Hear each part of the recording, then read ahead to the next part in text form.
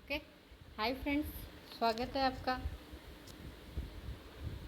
तो हम जो है वो साइंस ऑफ इंडिकेटर्स पढ़ रहे थे, यानी नेचुरल इंडिकेटर पढ़ रहे थे, जिसके अंदर क्या आता है, सूचक, यानी इंडिकेटर्स आ रहा है। तो इसको अगर अपन पढ़ें तो देखिए क्या बोल रहा है कि सूचक क्या होंगे, वे पदार्थ सूचक कहलाएंगे जो किसी विलयन में अम्ल या क्षार की उपस्थिति को सूचित करते हैं। इन्हें अम्ल क्षारक सूचक भी कहते हैं। सही है ना डेफिनेशन। यानी ऐसे पदार्थ जो हमें बताएंगे कि इसमें इस विलयन में अम्ल है या क्षार है, यानी ये वे पदार्थ हैं जो किसी विलयन में अम्ल या क्षार की उपस्थिति को सूचित करते हैं। उनके क्या कहते हैं अपन, अम्ल क्षार सूचक कहते हैं या अम्ल क्षार इंडिकेटर्स बोलते हैं। अब अपन देखते हैं कि लिटमस का रहस्य। लिटमस पे क्या है, लिटमस देखो, यह बैंगनी पर्पल रंग का रंजक डाई होता है। इसे थेलोफाइटा इसे थेलोफाइटा समूह के लीचेन पौधे से निकाला जाता है। उदासीन न अम्लीय न क्षारीय विलयन में इसका रंग बैंगनी होता है। उदासीन विलयन में इसका रंग बैंगनी होता है। ठीक है, लिटमस क्या है, बैंगनी रंग का रंजक है। उदासीन विलयन में बैंगनी, इसका रंग बैंगनी होगा। और कहाँ से, कौन से पौधे से निकाला जाता है, जो थैलोफाइटा जो समूह है उसके लीचेन पौधे से इसको निकाला जाता है। ठीक है, थैलोफाइटा जो समूह है उसके लीचेन पौधे से निकाला जाता है। ठीक है, ये आ गया आपका लीचेन पौधा। देखो ये रहा लीचेन पौधा थैलोफाइटा समूह का। ये लिटमस विलियन, कौन सा विलियन, लिटमस विलियन, बैंगनी रंग हो रहा है ना। लाल पत्ता गोभी, रेड कैबेज, हाइड्रेंजिया, पिटूनिया और जेरानी क्या है, प्राकृतिक सूचक हैं। और कुछ अगर मैं आपको सूचक के बारे में बताऊं,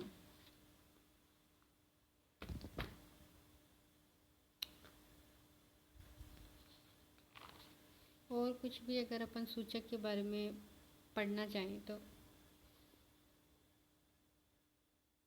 जैसे मैथिल ऑरेंज, फिनोप्थेलिन, इनका उपयोग कर सकते हैं। संश्लेषित सूचक हो गए, क्या हो गए, संश्लेषित सूचक हो गए। आगे पढ़ोगे आप इनको। और लिटमस क्या है, प्राकृतिक सूचक है, इसीलिए इसको यहाँ दर्शाया गया है। लिटमस क्या है, प्राकृतिक सूचक की बात हो रही है, तो लिटमस क्या है, प्राकृतिक सूचक है, इसलिए इसको यहाँ पर दिखाया गया है। ठीक है, ये सब क्या है, प्राकृतिक सूचक। उसके बाद में आ गए, सॉरी, अब देखो सूचकों के टाइप। प्राकृतिक सूचक हो गए कृत्रिम और गंधीय सूचक, यानी सिंथेटिक एंड ऑल्फैक्टरी इंडिकेटर्स। तो सिंथेटिक इंडिकेटर्स कौन से होंगे, जो प्रयोगशाला में बनाए गए हैं, यानी संश्लेषित, यानी बनाएंगे इनको। जैसे मैथिल ऑरेंज हो गया, फिनोप्थेलिन हो गया। ठीक है, इधर देखो गंधीय सूचक, कुछ ऐसे पदार्थ जिनकी गंध, ऑर्डर अम्लीय या क्षारकीय माध्यम में भिन्न हो जाती है। ठीक है, कुछ ऐसे पदार्थ जिनकी गंध अम्ल या क्षारीय माध्यम में भिन्न हो जाएगी। जैसे प्याज हो गया, वेनिला हो गई, लौंग का तेल हो गया, ये सब क्या है, गंधीय सूचक के अंतर्गत आते हैं। देखो गंधीय, जैसे प्याज, वेनिला, लौंग, तीनों में से कुछ भी लिया, उसकी रिएक्शन तनु HCl या NaOH उसके अंदर मिलाया, तो गंध में परिवर्तन हुआ, फिर अपन ने उसकी जांच करी। अब गंध के अकॉर्डिंग हम इस पहचान करेंगे कि अम्ल है कि क्षार है। ठीक है, इस एग्जाम्पल से आप अच्छे से समझ सकते हो। देखो कुछ भारी चीज़ नहीं है, इस एग्जाम्पल्स की मदद से आप अच्छी तरीके से इसको समझ सकते हो। इस वाले एग्जाम्पल के अंतर्गत नोट्स वगैरह आप इसी तरह से बना लो। PDF जो है मैं आपको प्रोवाइड करवा दूँगी। नोट्स अगर आप लिखना चाहो तो लिख लेना, वरना PDF जो है मैं आपको प्रोवाइड करवा दूँगी। यूट्यूब चैनल पे ही लिंक दे देंगे उसकी। अब ये देखो नीचे क्या है, कि कौन सी स्लाइड है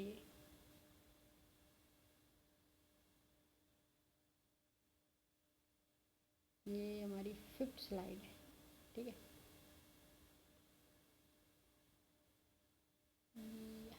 देखो अब एग्जाम्पल दे रखे हैं, देखो acids HCl H2SO4 HNO3 CH3 CWH। अभी देखो कुछ आपको बताती हूँ, इसमें लिखा है HCl यानी हाइड्रोक्लोरिक अम्ल, H2SO4 यानी सल्फ्यूरिक अम्ल, HNO3 यानी नाइट्रिक अम्ल और CH3CWH। ठीक है, CH3CWH। ये भी देखो CH3 और CWH में टूटेगा ना, इस तरह से ये भी H+ और NO3 2- में टूटेगा। तो इस तरह से देखो CH3CWH का होता है एसिटिक अम्ल, ठीक है, और HNO3 का होता है नाइट्रिक अम्ल। ये किस तरह से टूटेगा ये मैंने आपको बता दिया। अब देखो क्षार के बारे में बता रहे हैं, एग्जाम्पल बता रहे हैं इनकी NaOH, CaOH, KOH, MgOH, NH4OH। ठीक है, MgOH2 का होता है मैग्नीशियम हाइड्रोक्साइड और CaOH2 का देखो NaOH का होता है सोडियम हाइड्रोक्साइड, CaOH2 का होता है कैल्शियम हाइड्रोक्साइड, KOH का होता है पोटेशियम हाइड्रोक्साइड, MgOH का होता है मैग्नीशियम हाइड्रोक्साइड और NH4OH का होता है अमोनियम हाइड्रोक्साइड। ठीक है, फिर से एक बार बता सकती हूँ, HCl का होता है हाइड्रोक्लोरिक अम्ल, H2SO4 का होता है सल्फ्यूरिक अम्ल, HNO3 का होता है नाइट्रिक अम्ल और CH3CWH का होता है एसिटिक अम्ल। यहाँ देखो NaOH का होता है सोडियम हाइड्रोक्साइड, CaOH2 का होता है कैल्शियम हाइड्रोक्साइड, KOH का होता है पोटेशियम हाइड्रोक्साइड, MgOH2 का होता है मैग्नीशियम हाइड्रोक्साइड और NH4OH का होता है अमोनियम हाइड्रोक्साइड। ठीक है, तो जिस तरह से आपको बता रही हूँ उस तरह से आप डिफरेंस कर सकते हो कि किस तरह से अम्ल के एग्जाम्पल है, किस तरह से क्षार के एग्जाम्पल है।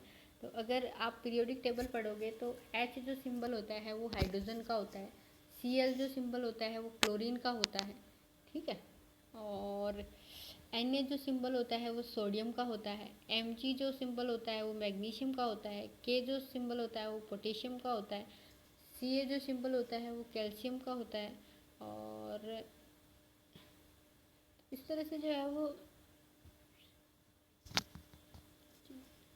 सिंबल होते हैं। तो देखो इस लाइन के अंदर भी आपको बहुत कुछ सीखने को मिल सकता है, अगर आप सीखो तो आप देख सकते हो कि ये हाइड्रोक्लोरिक अम्ल कैसे बना, ये सल्फ्यूरिक अम्ल कैसे बना, इसको नाइट्रिक अम्ल क्यों बोला, इसको एसिटिक अम्ल क्यों बोला, ये CH3 एक अगर कार्बन होता है तो मैथिल होता है, 2 कार्बन होते हैं तो एथिल होता है। इस तरह से यहाँ भी जो है वो आप बहुत कुछ सीख सकते हो। छोटी सी बेसिक जो चीज़ है वो मैंने आपको बता दी। अब देखो विलियन का प्रकार देखो, जैसे अम्ल है, विलियन किस टाइप का अम्ल है, तो लाल लिटमस में क्या होगा, कोई बदलाव नहीं होगा। लाल नीले को लाल, क्योंकि नीले को क्या करते हैं, लाल करते हैं ना, लाल को नीला थोड़ी कर देगा, नीले को लाल करेगा। तो नीले को लाल करेगा तो यहाँ चेंज होगा ना, समझो इसको। अम्ल की जो डेफिनेशन थी, अम्ल की जो डेफिनेशन थी वो ये थी कि ये नीले लिटमस पेपर को लाल करते हैं, यही थी ना डेफिनेशन, नीले लिटमस पेपर को लाल कर देंगे। तो यहाँ कोई चेंजेस क्यों आएगा, चेंजेस तो यहाँ आएगा, ये नीला लिटमस था उसको लाल कर दिया। फिनोप्थिलीन कलरलेस होता है, मेथिल ऑरेंज का कैसा होता है, लाल होता है, अपन ने देखा भी था ना ऊपर एग्जाम, देखो कलरलेस है ना, ये सूचक है। क्षार देखो, क्षार का क्या काम होगा, जस्ट उल्टा, लाल को क्या कर देगा, नीला कर देगा, तो हो गया ना, लेकिन यहाँ कोई चेंज नहीं होगा। ये देखो यहाँ पर क्यों लिखा हुआ है कोई बदलाव नहीं है, परिभाषा जब आप पढ़ोगे ना इनकी तब आप समझोगे कि यहाँ पर ये चीज़ क्यों लिखी हुई है। गुलाबी, यहाँ पर फिनोप्थिलीन अम्ल में कैसा होगा, कलरलेस है, कोई कलर नहीं है, तो और क्षार अगर उसके अंदर डालेंगे फिनोप्थिलीन में तो कैसा हो जाएगा, गुलाबी हो जाएगा। यहाँ मेथिल ऑरेंज कैसा हो जाएगा, पीला, और यहाँ लाल हो रहा है। तो अगर लाल हो गया तो हम समझ सकते हैं इसमें अम्ल प्रेजेंट है, और येलो हो गया तो हम समझ सकते हैं कि इसमें क्षार प्रेजेंट है। तो आप इस सारणी की मदद से देख सकते हो चीज़ों को। ठीक है। तार्किक प्रश्न, तीनों प्रश्नावलियों की पहेली, logic puzzle, the three test tube. तीनों प्रश्नावलियाँ हैं आश्रित, जल, उदासीन यानी अम्लीय। तीनों आपके पास केवल एक लिटमस पेपर है, उससे पहचान करनी है।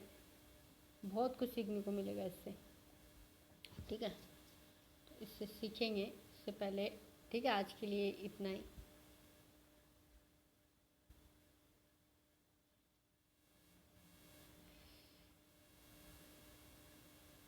ओके, तो आज जो है अपन ने यहाँ तक पढ़ दिया है।